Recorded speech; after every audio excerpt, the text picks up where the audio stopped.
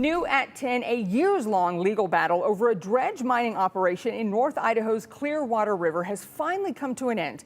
A California miner was found to have violated the Clean Water Act by not getting the required pollution permits to dredge, and it happened for several years. Our Jude Binkley spoke with the group who filed the lawsuit back in 2018. Jude?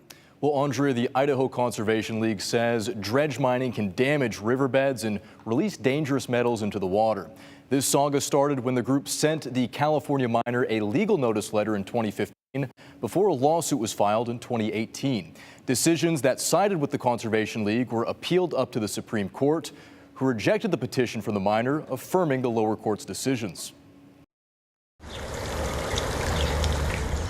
One resource is crucial for Idaho's irrigation and recreation. Water is an increasingly important resource. The liquid lifelines of the gem state. Making sure that it's clean and really keeping it clean in the first place is the easiest thing we can do when it comes to protecting our water. A resource the Idaho Conservation League has kept a keen eye on. For years, we've seen issues with suction dredge mining in Idaho where dredge miners didn't have the appropriate permit, were dredge mining in sensitive habitat for endangered, threatened, and sensitive species. In 2014, 15, and 18, a California dredge miner named Shannon Poe operated in the South Fork of the Clearwater River without the permits required by the Clean Water Act. The Idaho Conservation League filed a lawsuit against Poe in 2018. That's our responsibility as citizens to make sure that we're following the rules to protect a resource that belongs to all of us. The miner's attorneys argued he didn't need a permit because his suction dredge wasn't adding pollutants that weren't already in the river. You can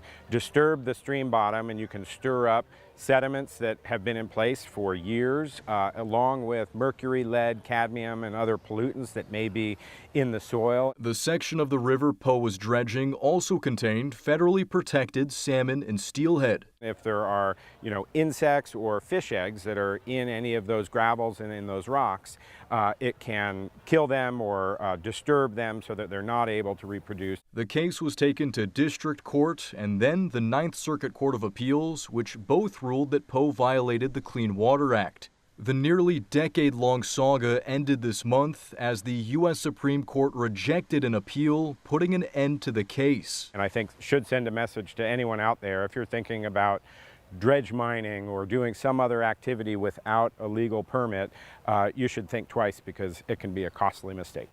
And talking about this being costly, Poe was fined $150,000.